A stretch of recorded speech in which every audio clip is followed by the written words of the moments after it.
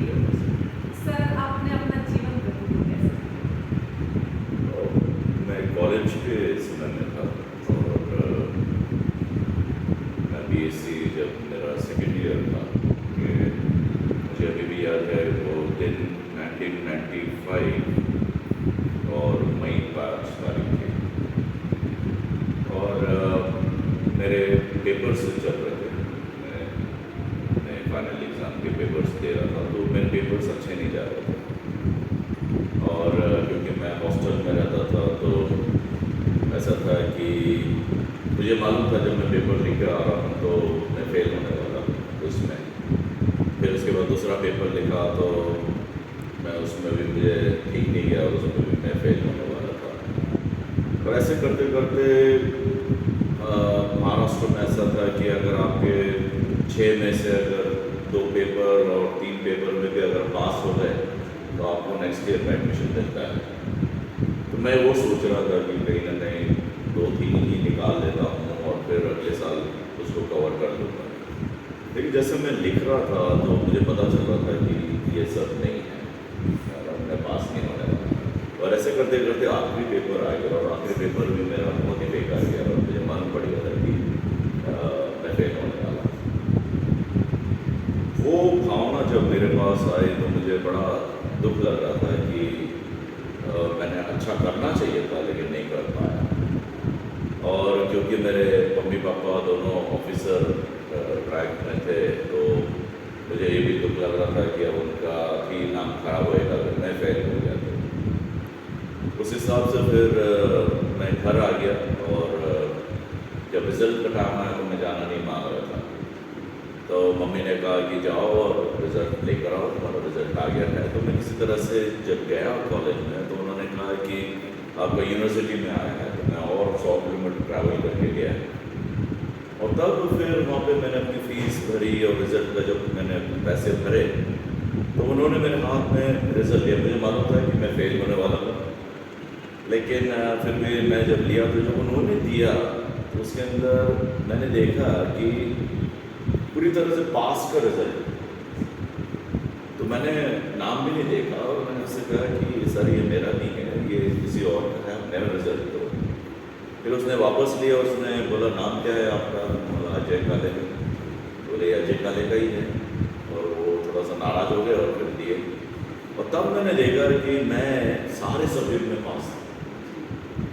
और वापस जब मैं कॉलेज में आया तो मैंने देखा कि मैं अकेला ऐसा लड़का था जिसने सारे सब्जेक्ट्स में क्लियर कर लिए थे, बाकी सबके 1-2 पेपर हो गए थे।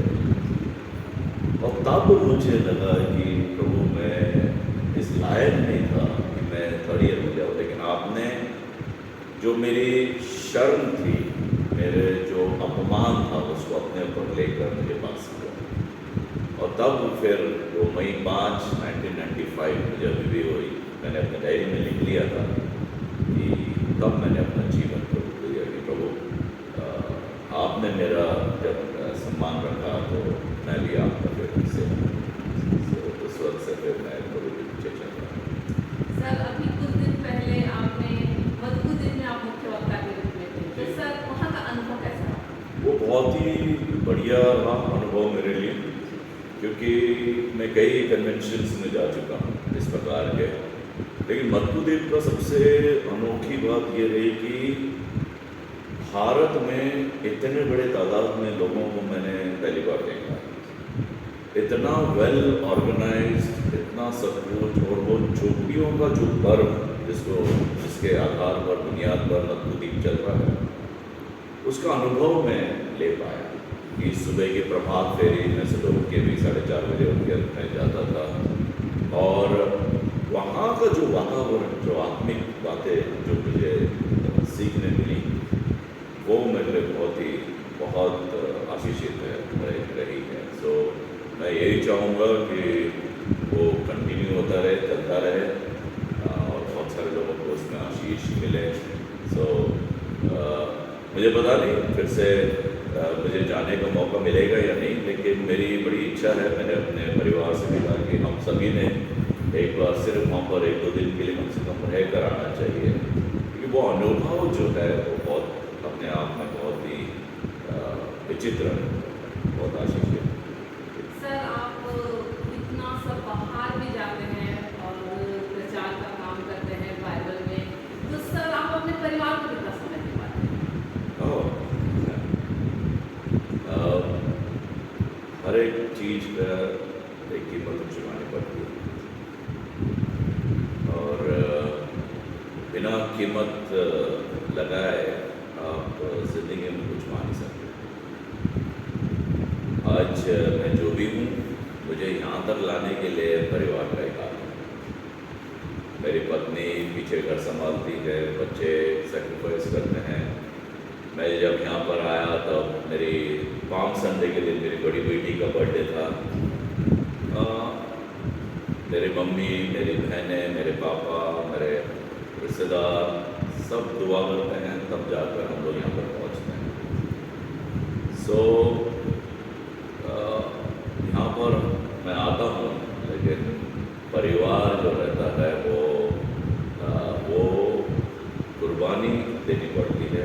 वो मैं भी देता हूँ, वो भी देते हैं।